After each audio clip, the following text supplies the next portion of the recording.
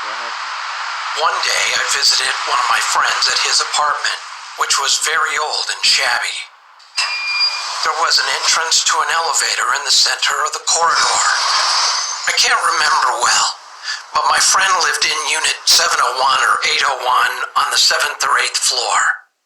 So looking at the apartment building from outside the main entrance, his house was on the far left end. One summer day, my friend said he was alone and didn't have any plans, so we called two of our friends and had a drinking party. On the first floor of the apartment complex were on. Of course, we were talking while gazing at the ceiling.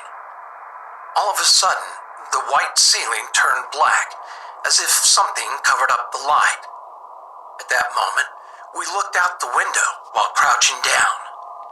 Someone with a creepy vibe was hanging on a steel bar outside the window. Since the light was shining from behind that person, we could not see his face clearly. Then, after making an unidentifiable gesture, he smiled, showing his white teeth without making a sound. We were so shocked at that moment that we stopped talking and were frozen with silence. Suddenly, one of us picked up an empty bottle of wine and ran toward the window shouting, "Kill that bastard!" But the creepy guy had disappeared. After a few minutes, we went out of the apartment to see where he had gone, but we could not find him. We could only hear his stomping footsteps and assumed he entered the corridor and went down the stairs. Going down the stairs is the only way that stomping sound could be made. It sounded like he descended to the first floor and was walking around, so we followed down the stairs looking for him, but quickly returned to the apartment, still filled with fear. At first, we thought it must have been a robber or some crazy guy laughing in front of the window. But when we came back to our friend's house, we were all shocked. The distance between the end of the corridor and the window of our friend's apartment was too long for someone hanging onto the steel window bar to jump across. Only a crazy person would try and fall to their death. That's scary. Ordinary people can't even hold on to the steel bar. We thought that maybe someone had committed suicide by jumping from the roof of the apartment and cut the steel bar while falling. So we went down to the first floor to see if a body was there, but there wasn't a single trace. After that experience, I never visited his house again. I am a 19-year-old male, and this happened many years ago when I was very young. To give you an idea of the layout of our house back then, the living room has multiple windows that directly look out onto the back garden. There's a big gate in our driveway to stop anyone from getting in. Next to the living room is the kitchen, which all man outside the living room window. This didn't seem to faze him at all, though.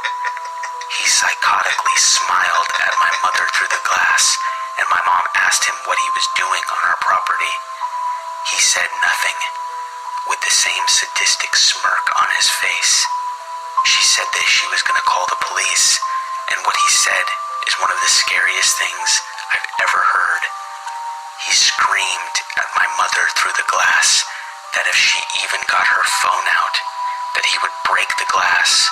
She did not know what to do. She paused and tried to rapidly think of what to do next, how to keep us both safe. She wanted to protect me by calling the police, but she also didn't want him to hurt me if she did try to call them. As soon as he saw that she was terrified, he ran for the back door. Luckily, it was locked because my mom has always been a paranoid person, so she always locks the doors. He screamed at her to let him in, or if she didn't, he'd find a way in and kill us both. My mother told him to fuck off, which enraged him, and he pulled out a pocket knife and began bashing hard against the windows. I was still oblivious to what was happening, as I just thought it was my dad. I was very young. My mom frantically grabbed me, and I don't mean picked me up. literally grabbed me off the sofa and booked it up the stairs. We were backing up in the upstairs hallway, looking for anywhere to hide, when my mom's younger brother popped out of his room with his headphones on. My mom didn't even realize he was home, and he clearly didn't hear the commotion downstairs because of his headphones. My uncle was 25 at the time and was really well built. He's intimidated a lot of people. My mom cried and told him that there's a guy who's trying to break in. While she's telling him this, that creepy lunatic screamed from downstairs that he was in the house. He said cynically, "Boogeyman is coming out to get you," which really freaked me out. It freaked me out so much that I actually remember that to this day.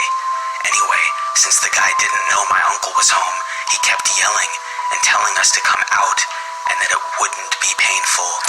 My uncle told us to lock ourselves in the bathroom and call the police.